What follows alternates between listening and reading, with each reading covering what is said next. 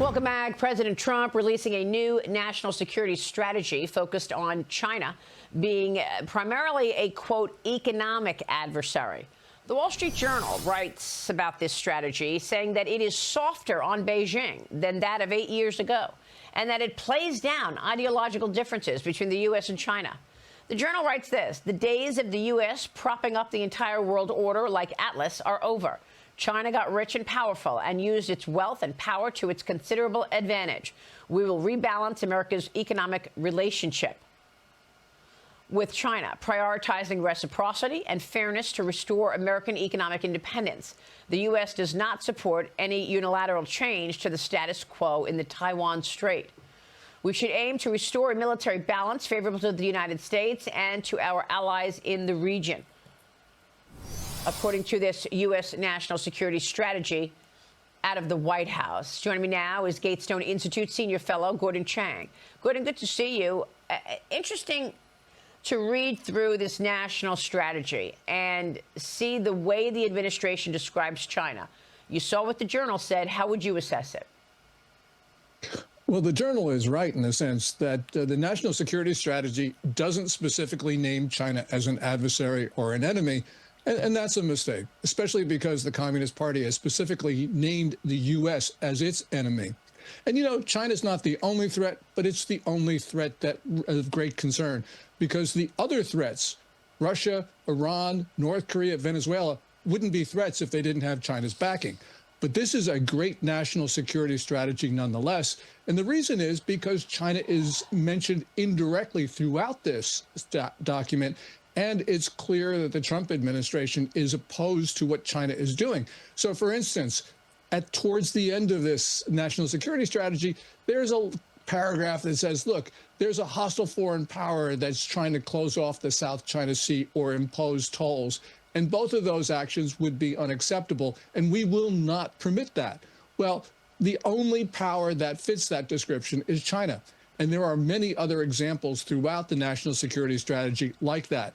So it's clear that the Trump administration has got the right strategy. It just won't name it in public. So why do you think that is? I mean, do you think that there is some shift underway where the White House is getting softer on China? Yeah, the White House is getting softer on China, and that's clear for now for about the last month. I tend to think, though, that the administration wants to get past the next couple of years, which is our critical vulnerability on rare earths, for instance, also pharmaceuticals. And the administration wants to try to build American resilience in those and other areas, which are mentioned in the national security strategy. But the point is that the administration needs to speak clearly about China, because China talks about going to war all the time. It's fast preparing for it. And the president of the United States has an obligation to talk to the American people about how dangerous this moment is. So yeah, I would like to see some language there. A little Ronald Reagan would be a good thing at this point.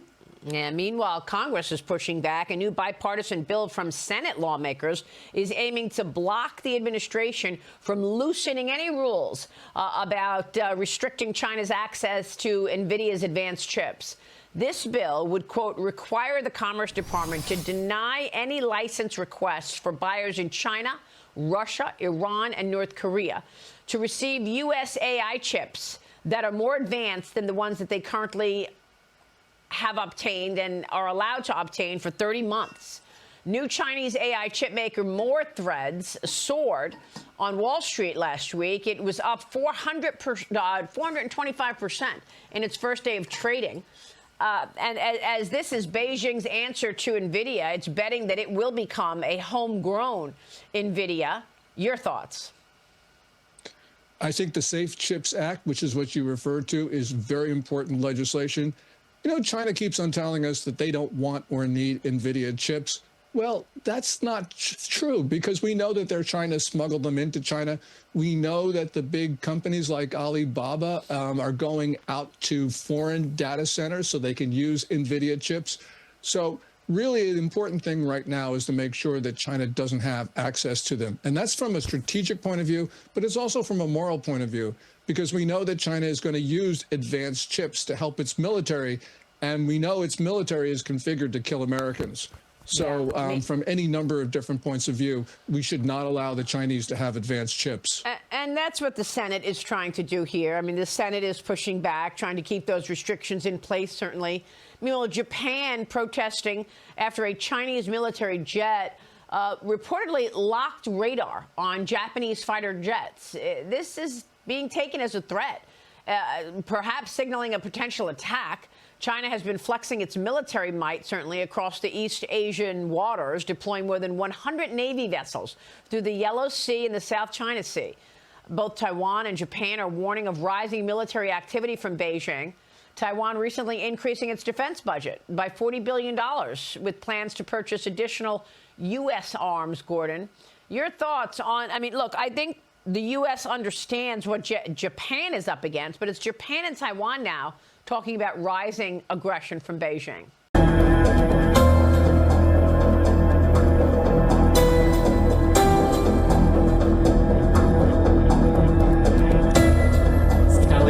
To Mrs. Kiev.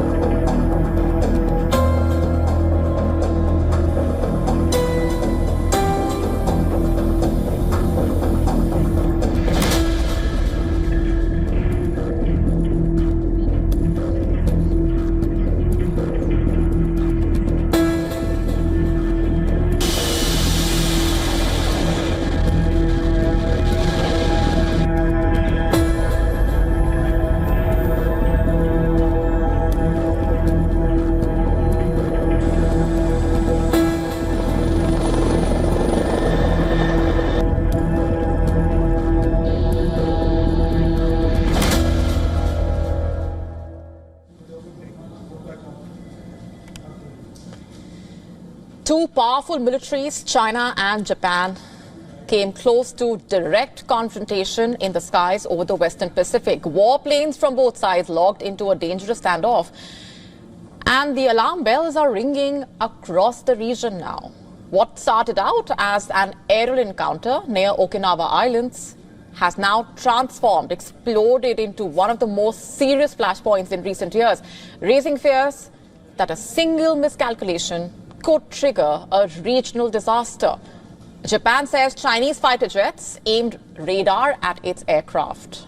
And Tokyo claims that a Chinese J-15 fighter aircraft directed their fire control radar onto Japanese F-15s twice. A fire control radar lock basically is considered as one of the most threatening acts a military aircraft can carry out, simply because it is largely considered as a precursor to an attack and prompting a targeted aircraft to take evasive action. No damage or injuries were reported in the incident. However, China refuted this claim, instead accusing Japanese jets of provoking its navy northeast of Taiwan. Tokyo dismissed Beijing's version of the events, insisting its self-defense forces acted safely and never interfered with the Chinese naval drills. Listen to this. We have been informed that the Self-Defense Forces aircraft maintained a safe distance while performing its mission to counter airspace violation. Therefore, the Chinese side's claim that the SDF aircraft seriously impeded the safe flight of the Chinese aircraft is unfounded.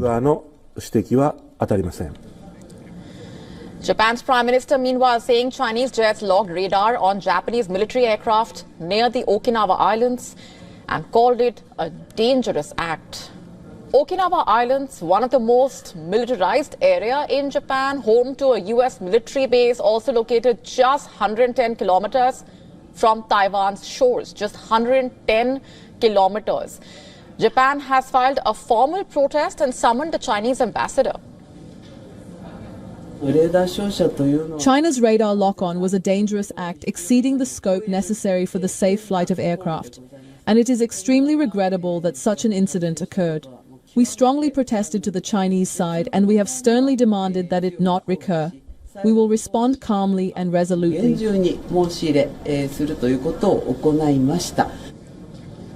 China has rejected the accusation and claims Japan repeatedly approached and disrupted the Chinese Navy during previously announced carrier-based training east of the Miyako Strait. A report by the Chinese state media, the Global Times, published 2 satellite images that show rapid and significant military construction reportedly on Japan's Magishima Island, supposedly. Now, this is a key strategic position in Japan's southwest region. The first image from May 2024 showing limited visible structures, while the second from September 2025 supposedly showing a clear airstrip taking shape with more support vessels positioned offshore. Magashima sits at the mouth of the Osumi Strait and controls a critical maritime passage. The island covers roughly 8.2 square kilometers. Analysts quoted by the Global Times claiming that the construction appears to include a 2,000-meter runway, ammunition depots, fuel storage facilities and a temporary pier for large warships. The Global Times article further cites a report from the Japanese Defense Ministry supposedly claiming that Japan plans to build 2 runways and related military support infrastructure and structures on the island. The base could reportedly support carrier-based aircraft and also serve as a vital logistics hub during wartime. The growing military tensions have deep historical roots here. Let's just get to the context first. During World War II, Imperial Japan occupied large parts of China, and in the decades that followed, Japan's security architecture firmly aligned with the United States following the end of World War II. A strategic partnership that continues to back Tokyo militarily in the Indo-Pacific. Incidentally, the United States is yet to comment on the issue. This confrontation also coming weeks after Prime Minister Takaichi, remember, warned that Japan could retaliate if a Chinese attack on Taiwan threatens Japan's security. And amid local reports that Japan plans to send missiles to the Philippines,